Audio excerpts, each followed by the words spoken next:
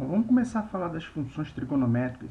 E aí nessa aula a gente vai definir e representar graficamente as funções seno, cosseno e tangente. Então, primeiramente vamos definir aí a função seno, f de r em r dada por f de x igual a seno de x. Ou seja, eu tenho uma função real de variável real, tá? Cuja lei de associação é f de x igual a seno de x. Eu coloco no lugar do x um número real e calculo o seno desse número. Tá? Para entender como é o gráfico dessa função, como é que a gente representa graficamente essa função, eu vou atribuir alguns valores para x e vou calcular suas respectivas imagens por meio dessa função.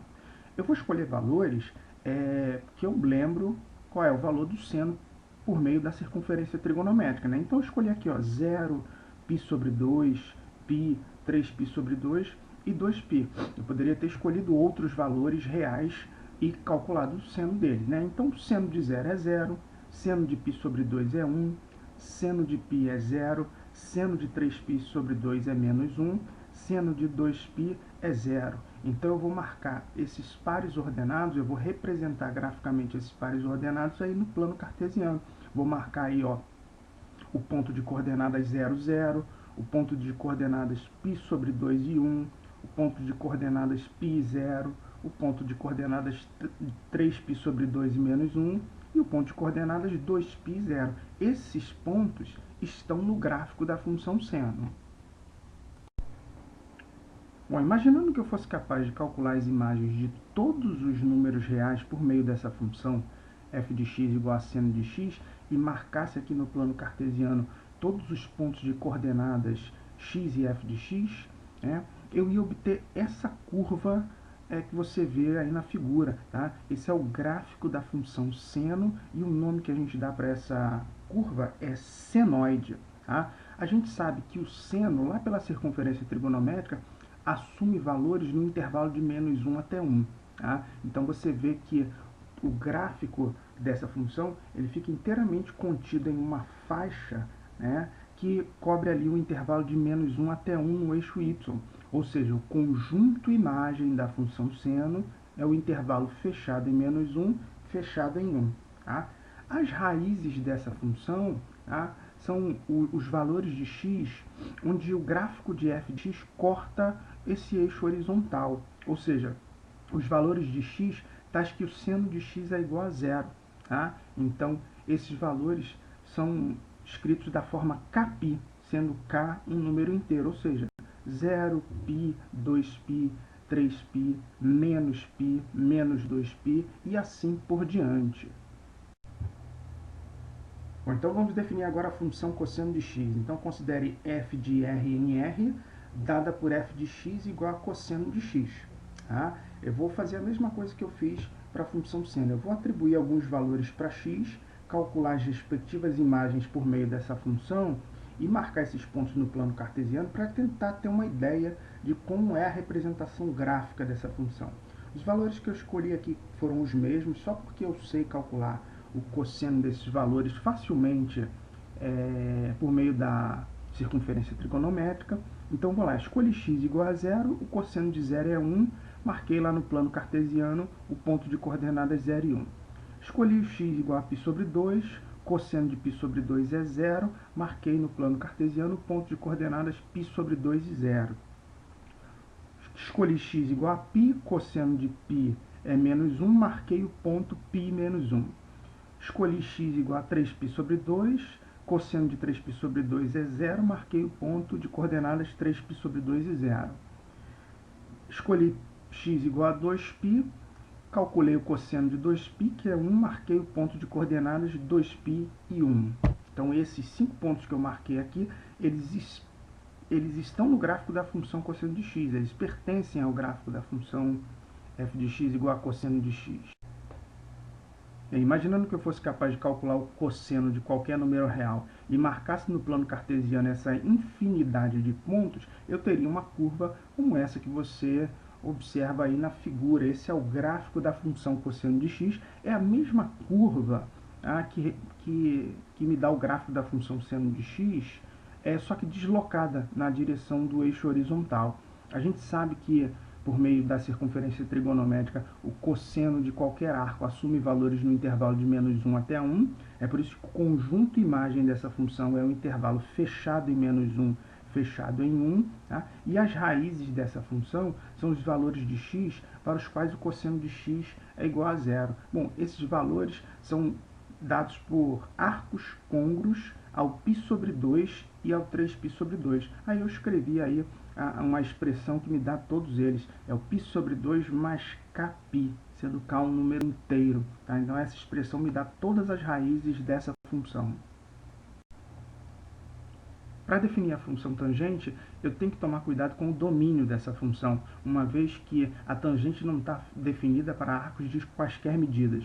Eu sei que para os arcos de medidas π sobre 2, 3π sobre 2 ou qualquer arco côngruo a eles, a tangente não está definida. Então é por isso que o domínio da função tangente é formado por números reais, tirando desse conjunto dos números reais os números da forma π sobre 2 mais kπ, sendo k um número inteiro qualquer.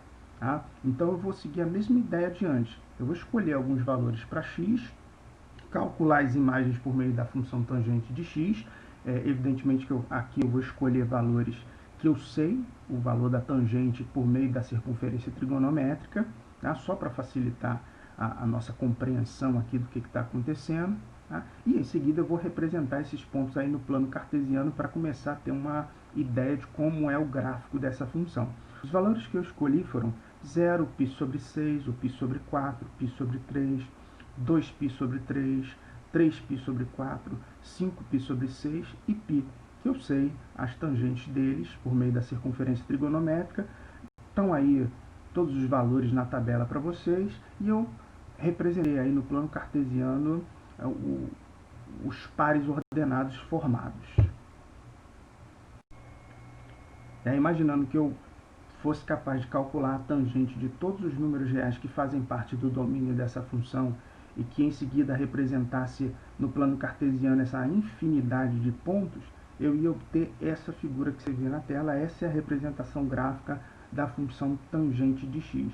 E aí você vê que o conjunto imagem dessa função é o conjunto dos números reais. Tá? As imagens da função tangente podem ser qualquer número real. Tá? E as raízes dessa função, ou seja, os valores de x, onde o gráfico da função tangente corta o eixo horizontal, são números da forma kπ. Tá? Ou seja, é o 0, o π, o 2π, o 3π, o 4π, o menos π, o menos 2π e assim por diante. O gráfico da função tangente de x possui assíntotas, que são essas retas verticais que eu coloquei pontilhadinha azul na figura. E o que tem de especial com essas retas? O gráfico da função tangente de x se aproxima muito dessas retas sem encostar nelas. E aí vamos desenvolver aqui uma ideia para que você entenda o que está acontecendo aqui. Se eu escolho um número a real menor que o π sobre 2, tá? Mas próximo ali do π sobre 2, eu vejo que por meio do gráfico da função tangente de x, eu encontro a imagem f de a, que é um número real positivo. E aí se eu me aproximo do π sobre 2 pela esquerda, ou seja, eu peguei aquele número a e empurrei ele um pouquinho para mais perto do π sobre 2, eu encontro imagens f de a cada vez maiores. Tá? Então essa que é a ideia. À medida que eu vou me aproximando do π sobre 2 pela esquerda, eu vou encontrando imagens cada vez maiores. E esse é o comportamento do gráfico da função tangente de x. E aí se eu escolhesse um número real a um pouquinho maior do que o π sobre 2, eu vejo ali que o gráfico da função tangente me mostra que a imagem desse número é um número negativo. E se eu for me aproximando do π sobre 2 pela direita, ou seja, se eu tiver valores para esse a cada vez mais próximos do π sobre 2, só que maiores do que ele, isso aqui é se aproximar do π sobre 2 pela direita, eu encontro imagens cada vez menores por meio dessa função tangente. Então, essa que é a ideia de você ter uma assíntota para um gráfico de uma função. Tá? O gráfico se aproxima muito dessa reta sem nunca cruzar com ela. E aí, para fechar essa aula, eu preciso definir o que é uma função periódica. Uma função f é chamada de periódica se existe um número real p, tal que f de x é igual a f de x mais p para todo x que pertence ao domínio dessa função. O menor valor positivo de p é chamado de período dessa função. As funções trigonométricas que estudamos nessa aula são funções periódicas, e aí nós devemos ser capazes de determinar o período delas. Vamos começar com a função seno, e aí eu marquei ali um trecho ali que vai de 0 a 2π no gráfico da função seno de x, e eu quero que você observe justamente o seguinte: se você pega esse trecho que está ali compreendido entre 0 e 2π no gráfico da função seno, e você faz uma cópia desse trecho, você pode ir colando essa cópia à direita e à esquerda para poder obter o gráfico dessa função. O tamanho desse intervalo é o período dessa função, ou seja, a função f de x igual a seno de x tem período 2π. O mesmo acontece para a função cosseno de x. Você vê aí na figura a representação gráfica dessa função, e se você pegar ali o trecho do gráfico dessa função, que vai do 0 ao 2π, você fizer uma cópia desse trecho e for colando essa cópia à direita e à esquerda desse trecho, você obtém o gráfico dessa função. Tá? Dessa forma, o período da função cosseno de x também é 2π. Para a tangente é fácil ver que o gráfico é uma sucessão de figuras como essa que a gente encontra ali no intervalo de menos π sobre 2 até π sobre 2. Se eu fizer uma cópia desse trechinho do gráfico, compreendido ali no intervalo entre menos π sobre 2 e π sobre 2, e colar cópias à direita e à esquerda, eu tenho o gráfico da função tangente de x.